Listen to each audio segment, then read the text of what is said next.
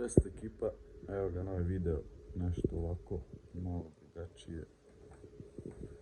Radi se o tome koje sve kablove ja imam, šta sve meni treba generalno DJI, šta sve imaju, neko ima možda manje, neko ima više. Ovo su neki dodaci, to neću danas da objašnjam o tome, samo ću o kablovima pojedinačno da objasnim koji mi za šta služe, koje često koristim,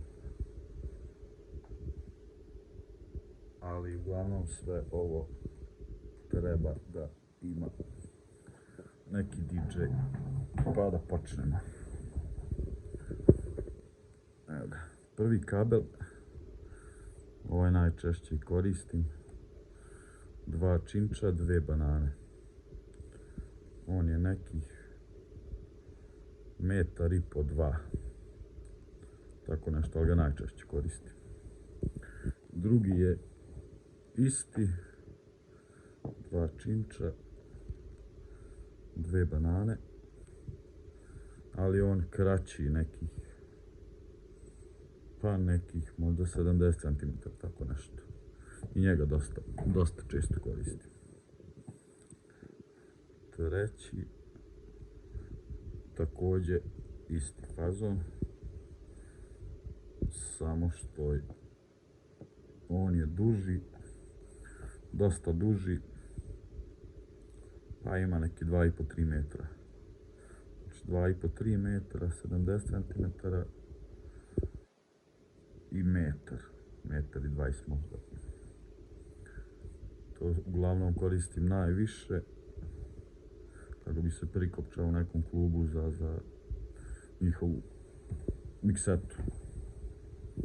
Idemo sljedeći, banana, ženski Canon, može i za kontroler, može i za mikrofon. Njega onako ponekad koristim, zavisi. Uglavnom za mikrofon nekad neki, pošto imam 2 mikrofona, pa sve zavisi koji kad nosim. Sljedeće, ovo je za kontroler, ovo ide u kontroler, a ovaj USB ide u kompjuter, laptop. On povezuje kontroler i laptop, bez ovoga ne može nikako. Isto ga stalno koristim. Sljedeći, banana. Njega koristim kad povezujem bazu od mikrofona i kontrolera. Onda ovaj koristim. Onda ovaj plavi su 2 činča, 2 činča. Pa nekih 1,20 m, ponekad ga koristim. Treba, desi se da nekad treba i ovaj kabel, da nije kao na primjer ovo 2 banane, 2 činča. Ako negdje idu samo činčevi, a ne mogu banane, onda koristim ovaj sa 2 banane. Sljedeći kabel, 2 činča, 2 Canona. Nisam iskonto, ovaj sam malo pokidao, dobro, napravit ću, nećemo za drugi. On je nekih metar, tako nešto. Pa on treba da povezujem kontroler od kluba miksetom. Njega isto ponekad koristim. Nije dugačak, nekih 1,20 m. Sljedeće, šta je ovo? Ovo je običan AUX.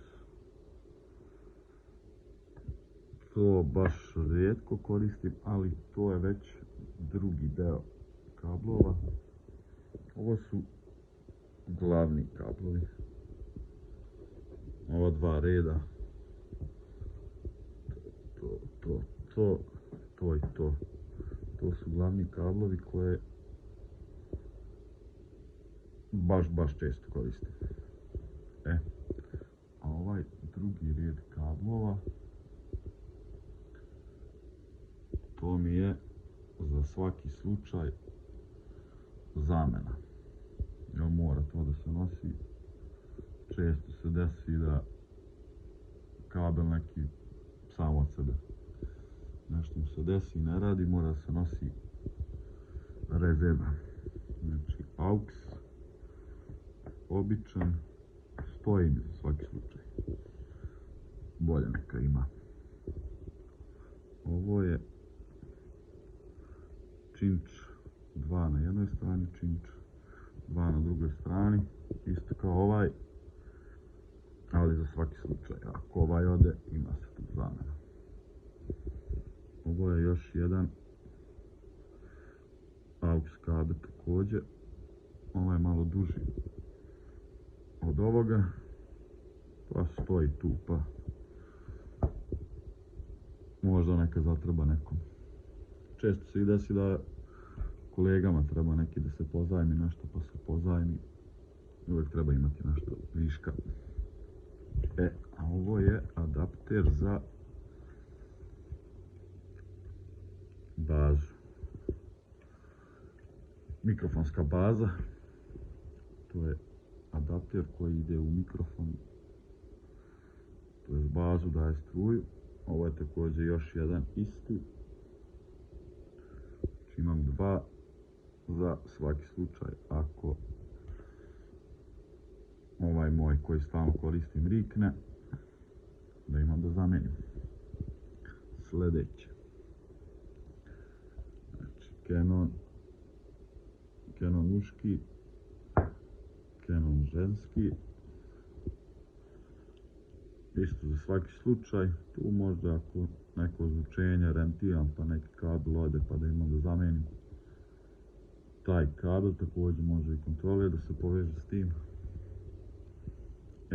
Ovo su za kontroler kablovi rezervni, znači kao ovaj glavni što sad koristim.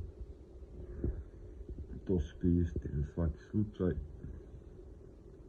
Nikad se ne zna, jel? Imamo još jedan par toga. Sad mislim da ovdje ne radi možda i jedan, nisam siguran tačno, nisam isprobavao. Ali 100% ne radi jedan, također ovo isto. Za svaki slučaj. Onda ovdje imamo dva činča i ovaj neki ulaz. To služi, evo na primjer da ovaj AUX ovdje ovako nastavimo i imamo dva činča na kraju. Korisna stvarčica. Desi se nekad treba. Znači kako smo, ovo je ovaj prvi, drugi red. To se stalno koristi. Ovaj treći, četvrti red je za svaki slučaj. Znači za svaki slučaj ako neki od ovih glavnih ode. Nešto zanimljivo. Ovo pored. Ovo su sve dodaci koje ja koristim. Pored ovih kablova i koji uvijek trebaju, naravno tu baterije. Kojih nema više, treba se uzme. Ovo je stalak. Laptop. Punjač, nebitna baza. To ću da vam objašnjavam šta, kako sve funkcioniše u nekom drugom klipu. Naravno, tu ima još i torba. Ima tu još nekih sitnica koje nisam sve stavio. Sad tu nije mi stalo na 100 iskreno. Uglavnom, ovo je nešto osnovno što mora da se nosi svaki put sa sobom i što mi uvijek stoji u torbi. Naravno, plus još kontroler na ovo sve. Sljedeći put ću snimati i ostalo. i objasniti šta čemu i kako služi. Evo, šta mislite koliko ima ovdje metara kabla? Ajde, pišite u komentarima. Evo da možete vidjeti prilike koliko tu metara može biti kabla, sve zajedno. Ništa ljudi, to je to. Pozdravljam vas i vidimo se u sljedećem klipu. Ćao!